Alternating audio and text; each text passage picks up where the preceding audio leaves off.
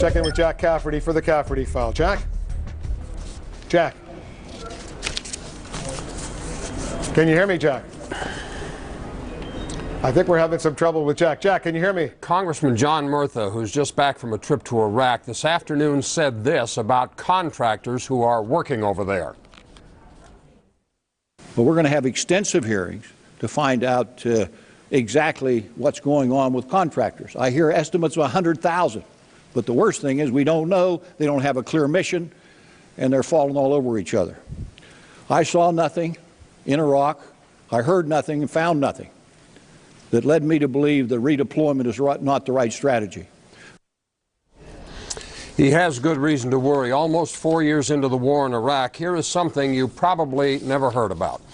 The Bush administration relies on thousands of private soldiers to fight the war in Iraq. It's all happening behind the backs of the American people and with very little oversight from Congress. An op-ed piece in the Los Angeles Times by Jeremy Scahill describes Blackwater, USA, a secretive private military company based in North Carolina. Blackwater has close ties to the White House, the largest private military base in the world, a fleet of 20 aircraft and 20,000 soldiers. Last week, it was a Blackwater helicopter that was downed in Baghdad, killing 5 civilians.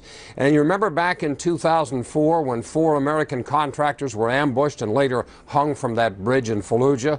Those were Blackwater employees, too. According to a military census, there are about 100,000 U.S. government contractors in Iraq. Tens of thousands of them are mercenaries.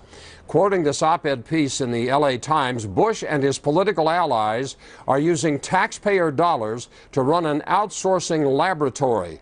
Iraq is its Frankenstein monster. Oh, and the guy who owns this Blackwater outfit? A fellow named Eric Prince, secretive mega-millionaire conservative and major bankroller of the president and his allies. Here's the question.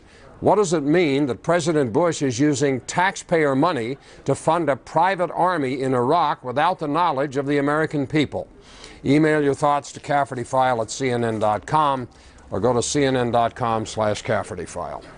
He just came back, John Murtha, Congressman Murtha from Iraq, and he's obviously very, very irate about this whole contractor issue. He says he's going to hold investigations and hearings, so we'll presumably learn a little bit more about what's going on, Jack. All right.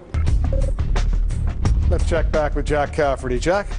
The question this hour is, what does it mean that President Bush is using taxpayer money to fund a private army in Iraq without the knowledge of the American people? This outfit is called Blackwater, and there are reportedly thousands of them on the government payroll and doing duty in Iraq. Ike writes, months ago, stories began appearing on the news about security guards for private American companies in Iraq actually engaging the enemy and being killed. I wondered at that time why no one said the word mercenaries. How sad. Eileen in Alexandria, Virginia, no surprise there, Jack. The most secretive administration ever would tell us nothing if it weren't for a legislative branch and a free press. Unfortunately, not much investigation has occurred since before the war began.